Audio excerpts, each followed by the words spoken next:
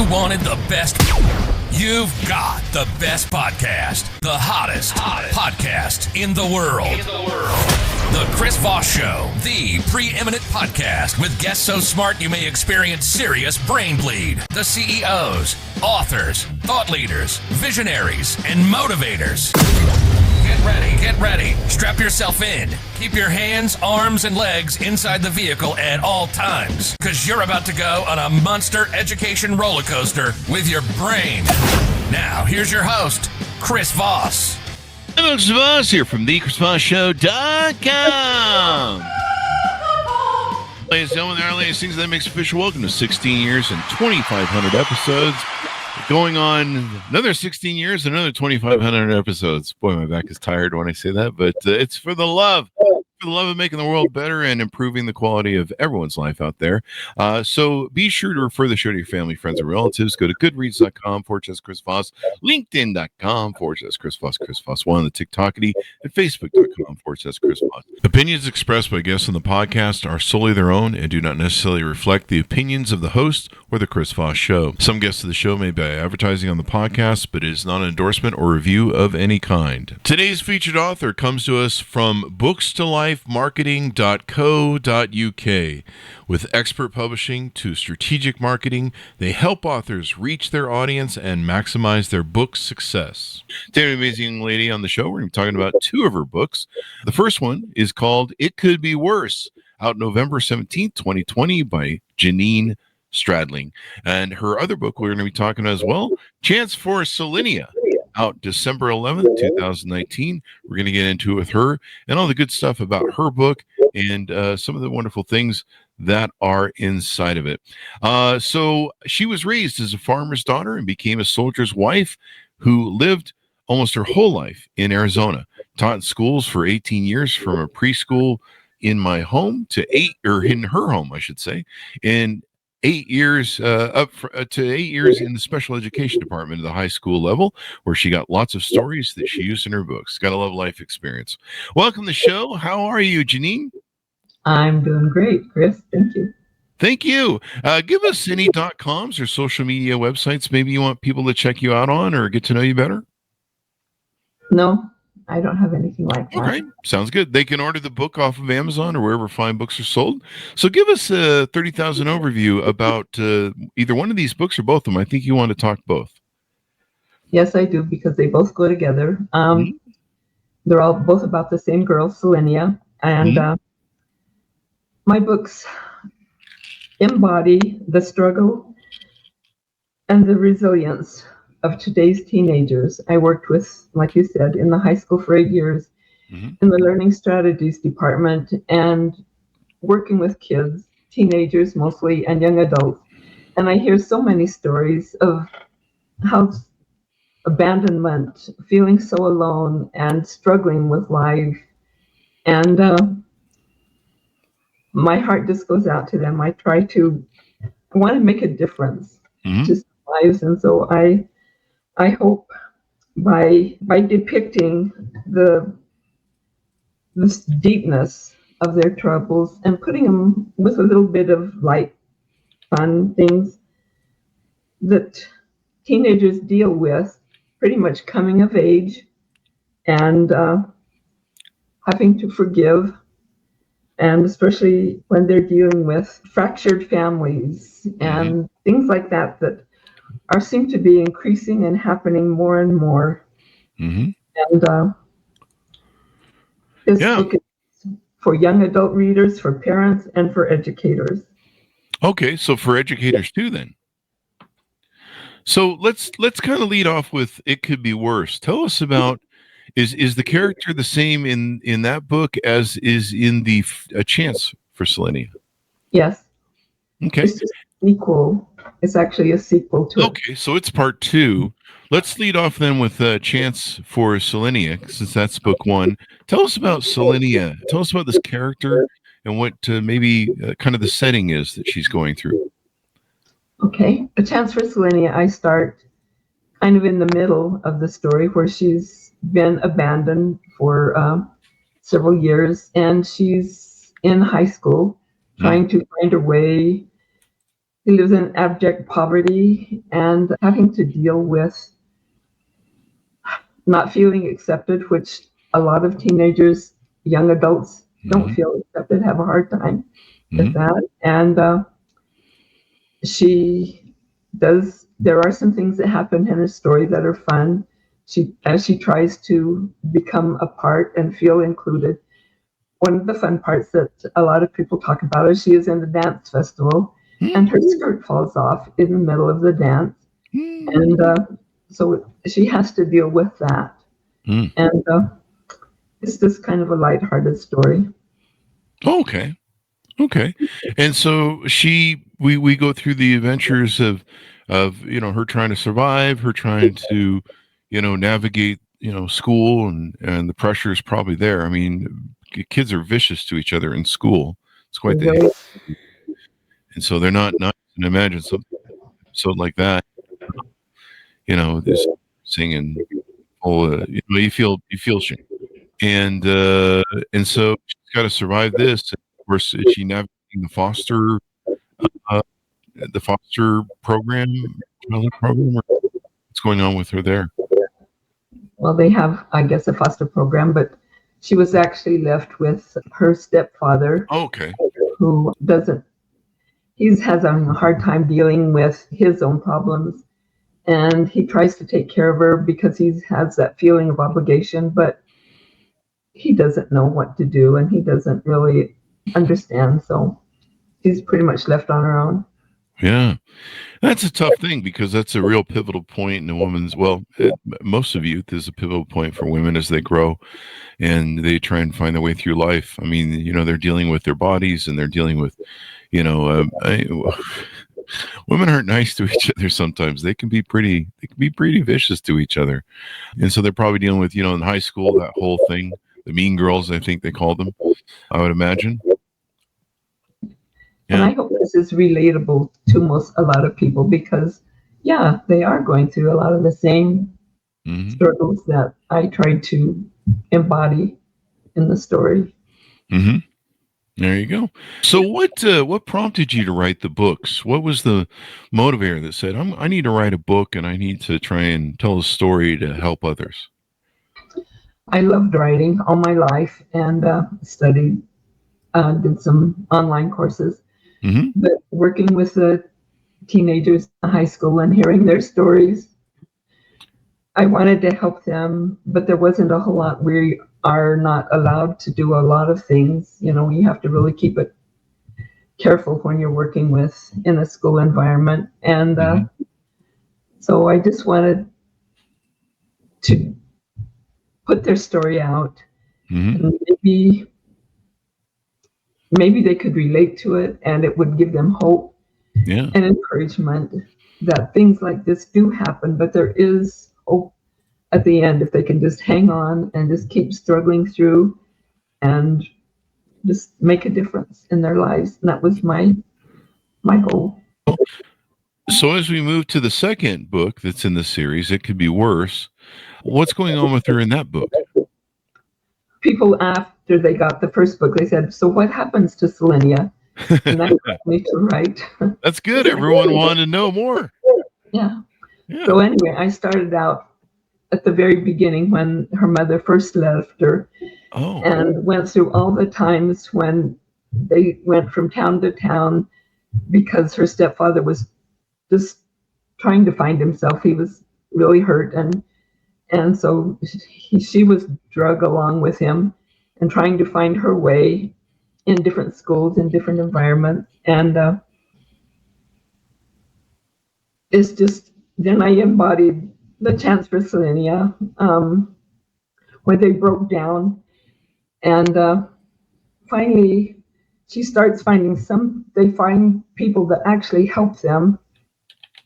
And I know not everyone believes in God, but in my story, she finds God and she finds love, and it goes together. So I wasn't sure when I first started writing the book how I was going to end it. I needed a climax. I needed something to happen, and so I just started. I thought, okay, I'll just write to where I come to that point, but I felt like Solinea took over. I know she's not a real true person, but I felt like this is what she wanted, and she took over. And I just finished writing the book, and that's what she wanted to happen in her life. So, telling stories is such a great way to kind of narrate maybe issues that we see in the world. And by seeing them through, I think, a third person, seeing someone else go through that, it can kind of help us get outside of ourselves and provide a mirror to, oh, yeah, that's what I'm going through too. And, oh, okay, I can see in this story that she has resources or ways that she finds to better her situation. I can utilize that blueprint. We call them blueprints on the show of different ways people use to survive tragedy or cathartic times or challenges. And, knowing that we're not alone can give a lot of hope, knowing that, there's somebody else maybe who struggled through something like that. And we can find a blueprint or a roadmap to also survive. And it also tells, and the hope from the story, of course, gives people, hey, it can get better. You just got to maybe hang in there, tough it out, or maybe find some more better resources. And that's the beauty of stories like yours, I think. What do you think about that?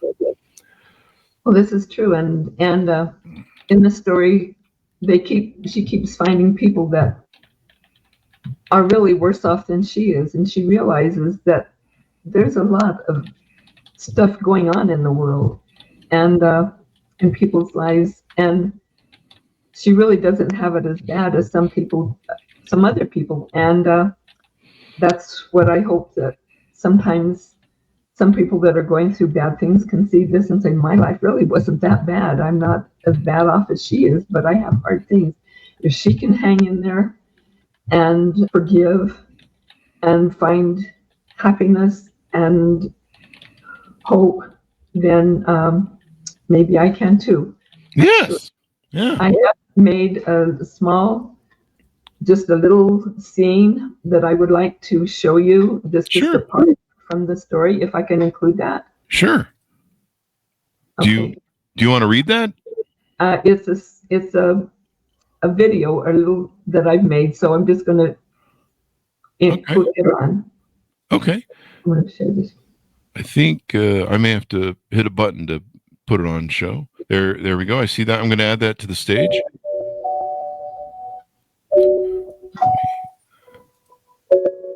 Merry Christmas, Megs. You don't look as good as you used to. I guess it has been 4 years since Mama gave you to me. No. Move my sky. So sorry, Megs. No, Meg. You're the only one I have talked to. You're not even real. Oh, Mama. If only you were here. Probably wouldn't have made a difference to me anyway. Mama didn't love me. She wouldn't have left me. Nobody loves me. Not even you, Megs. You're not real. Not even Tom. Wow. That's powerful. That's moving. It's tough. I mean, it's a cold, hard world. And man, if you don't have some parents that love you and can engage you and be, provide love, and, kids grow off of that. So it's really important. What do you think what makes that scene so important? Well, to me, it's one of the emotional parts of the story that it's so emotional. It's Christmas and she has nothing and nobody, and that's a hard way to live. Yeah, it is. And that's kind of what this story basically comes down to, is trying to deal with that type of life. Yeah. So now you've turned this into a screenplay. Tell us about that. Like I said, I combined them. I started when when she finds the note that her mother has left her, and how they start going from, starts in a small town in Louisiana. They go to Arkansas, then they end up going to Oklahoma, they go down to Texas, and she has to find her way in all these schools pretty much on her own. And they live out of their car a lot, they're homeless, and sometimes they have to ask for help, and which I know that there's a lot of homeless now. I see a lot of it in the news. Mm-hmm. And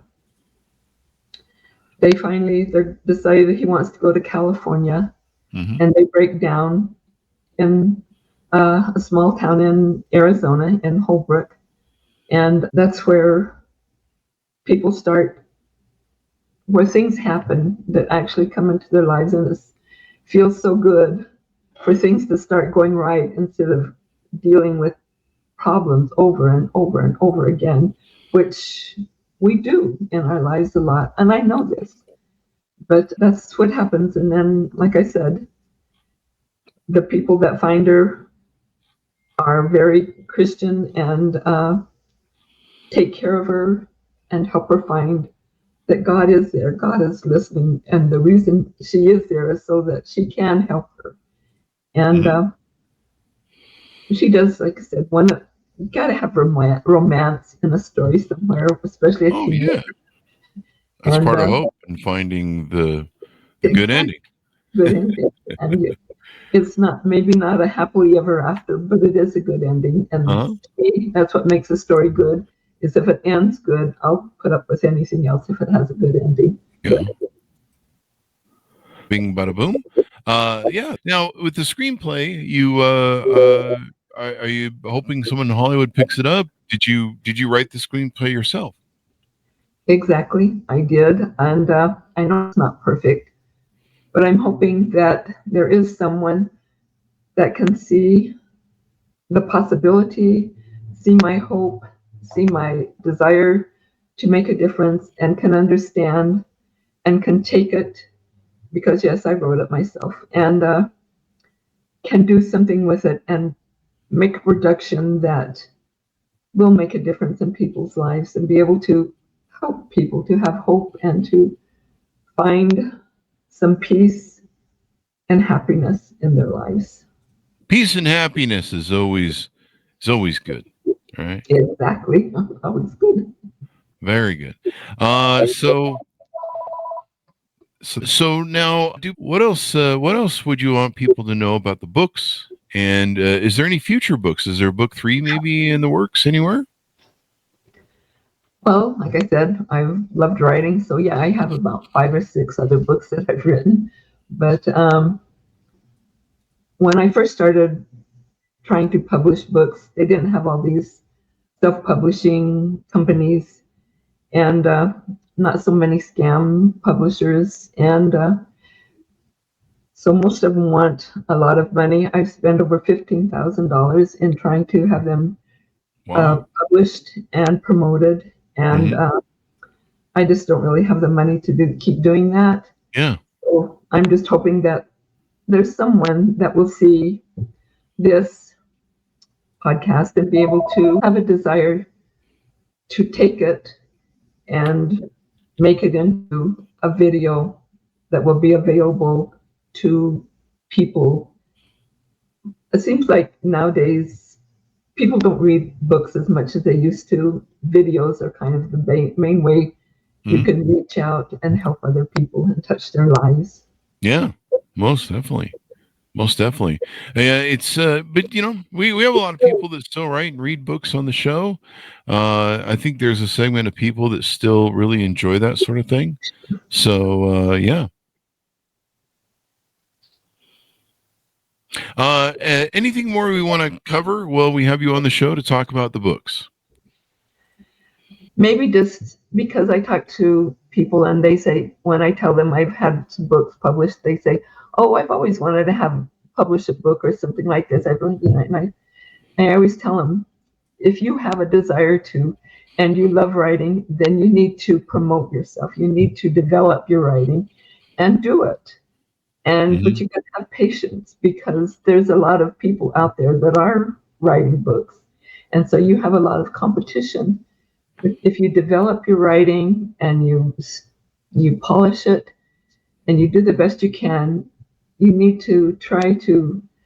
I had written a lot of books and tried to publish them way back years ago before they had all this self-publishing, and I never got any bites. No one ever bought my stories, so I put them in a tote in the bottom of the closet, and they stood there for about 25 years. Oh, wow.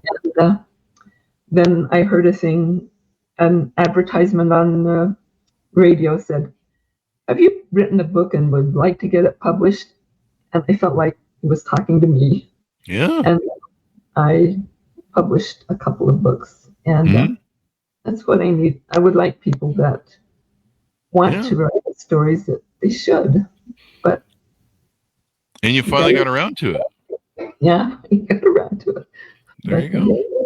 Well, that's good. It's a good, worthy effort, and you're making the world a better place. And hopefully, we can get these in the hands of young people that can help. Or, like you said, I think administrators could maybe give the books or share them with their classes and stuff. I hope so. So, as we go out, give people your final pitch out to order up your books and all that good stuff. Okay, like you said, they're available on Amazon and Barnes and Noble. And if someone needs to contact me, I have an email, justgenene@gmail.com. People can contact you there. Thank you very much, Jean, for coming on and sharing your stories and your books and your works and what you're trying to do. And hopefully we can get that taken to the big screen. I hope so, too. Thank you, Chris. Thank you. And thanks, Monis, for tuning in. Order up her books wherever fine books are sold. It's called Chance for Solinea, and also It Could Be Worse. And if you're interested in producing a screenplay, there's one available for you, and it sounds like an amazing story. Guys, invite your family, friends, and relatives to the show. Go to goodreads.com/Chris Voss, linkedin.com/Chris Voss, Chris Voss1 on the TikTokity, and all those crazy places on the internet. Be good to each other. Stay safe. We'll see you guys next time.